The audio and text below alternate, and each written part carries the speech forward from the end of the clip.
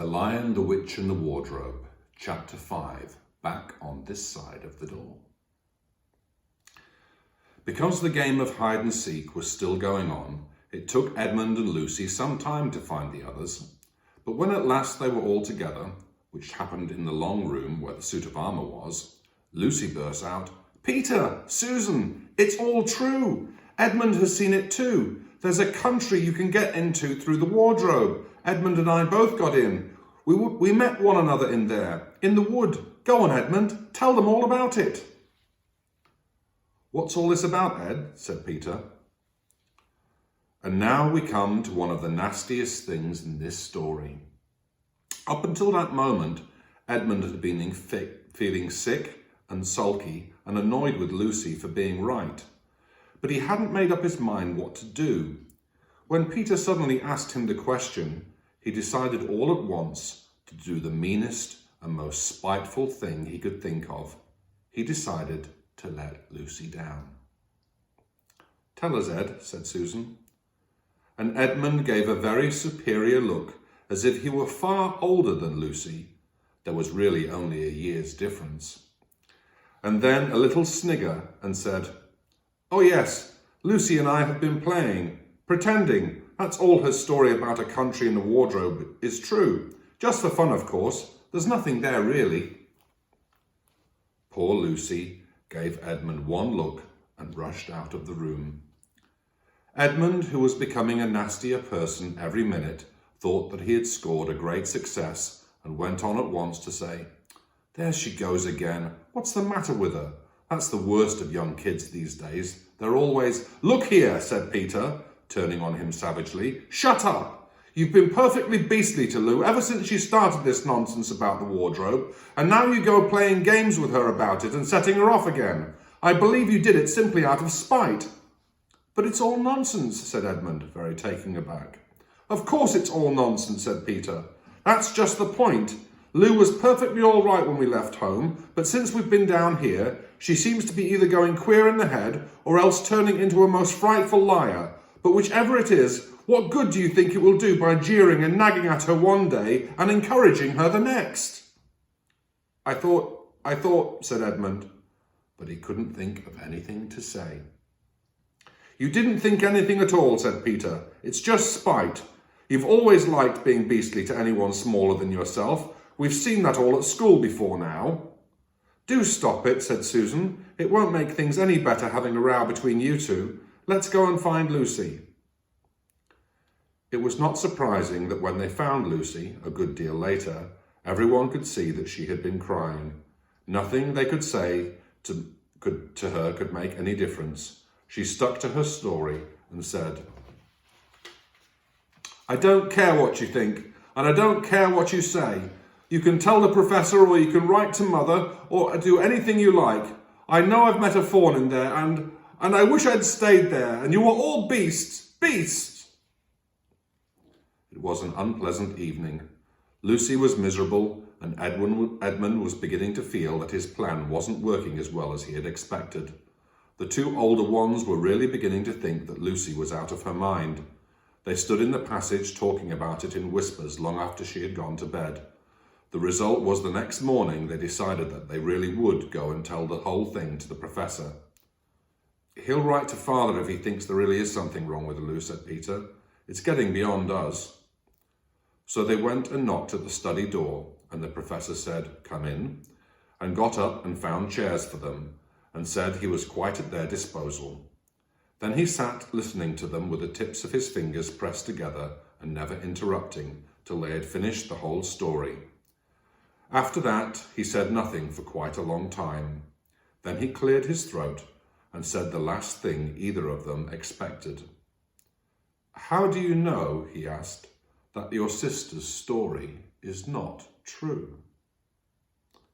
"Oh, but," began Susan, and then stopped.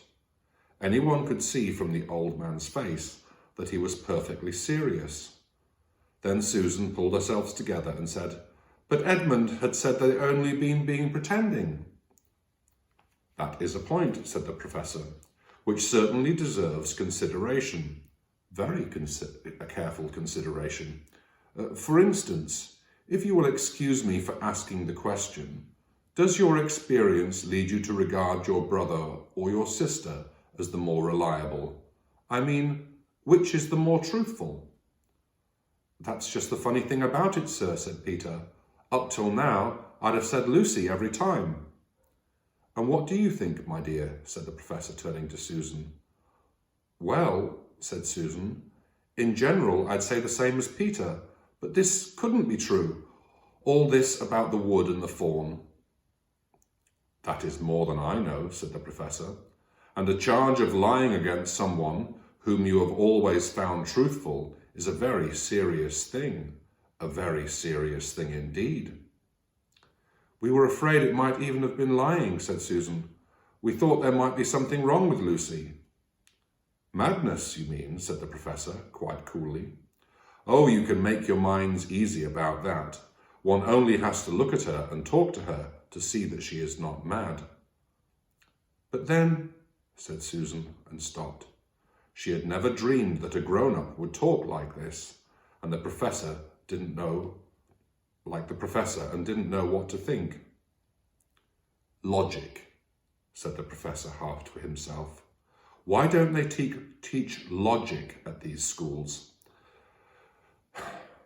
"There are only three possibilities.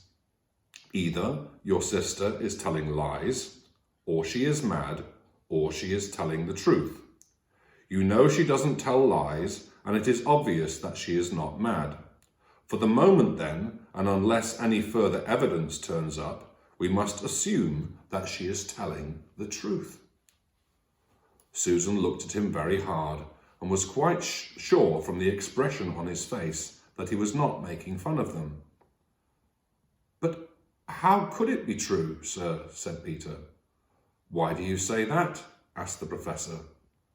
"Well, for one thing," said Peter, "if it was real, why doesn't everyone find this country every time they go into the wardrobe? I mean, there was nothing there when we looked. Even Lucy didn't pretend there was." "What has that to do with it?" said the Professor. "Well, sir, if things are real, they're there all of the time." "Are they?" said the Professor, and Peter did not know quite what to say. "But there was no time," said Susan. "Lucy had no time to have gone anywhere, even if there was such a place. She came running after us the very moment we were out of the room. It was less than a minute, and she pretended to have been away for hours." "That is the very thing that makes her story so likely to be true," said the Professor. "If there really is a door in this house that leads to some other world, and I should warn you that this is a very strange house, and even I know very little about it. If I say she had got into another world, I should not be at all surprised to find that the other world had a separate time of its own, so that however long you stayed there, it would never take up any of our time. On the other hand, I don't think many girls of her age would invent that idea for themselves. If she had been pretending, she would have hidden for a reasonable time before coming out and telling her story." "But do you really mean, sir," said Peter, "that there could be other worlds, all over the place, just round the corner like that?"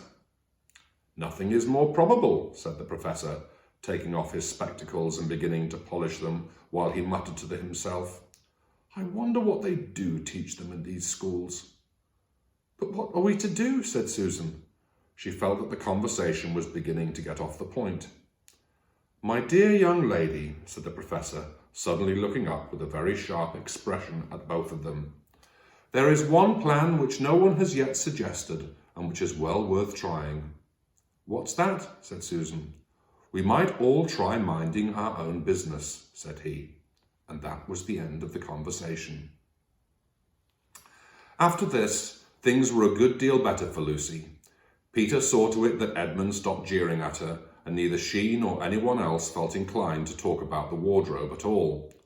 It had become all a rather alarming subject, and so for a time it looked as if all the adventures were coming to an end, but that was not to be. This house of the Professor's, which even he knew so little about, was so old and famous that people from all over England used to come and ask permission to see over it. It was the sort of house that is mentioned in guidebooks and even in histories, and well it might be, for all manner of stories were told about it, some of them even stranger than the one I am telling you now.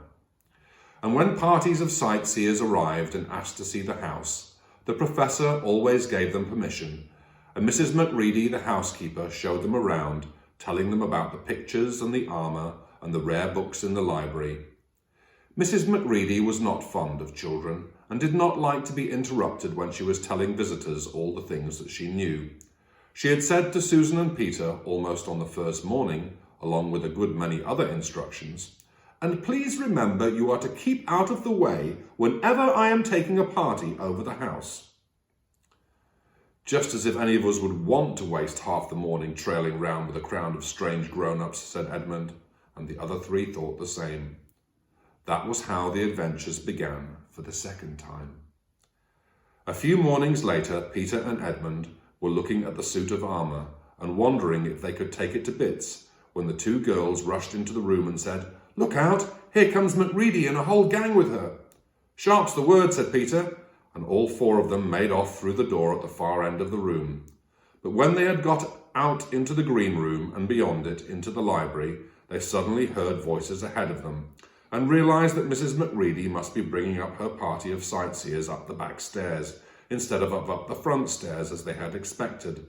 And after that, whether it was that they had lost their heads or that Mrs. Macready was trying to catch them, or that some magic in the house had come to life and was chasing them into Narnia, they seemed to find themselves being followed everywhere, until at last Susan says, "Oh, bother those trippers. Here, let's get into the wardrobe room until they've passed. No one will follow us in there." But the moment they were inside, they heard voices in the passage, and then someone fumbling at the door, and then they saw the handle turning. "Quick," said Peter, "there's nowhere else." And they flung open the wardrobe. All four of them bundled inside it and sat there panting in the dark. Peter held the door closed, but did not shut it, for of course he remembered, as every sensible person does, that you should never shut yourself up in a wardrobe. End of chapter 5.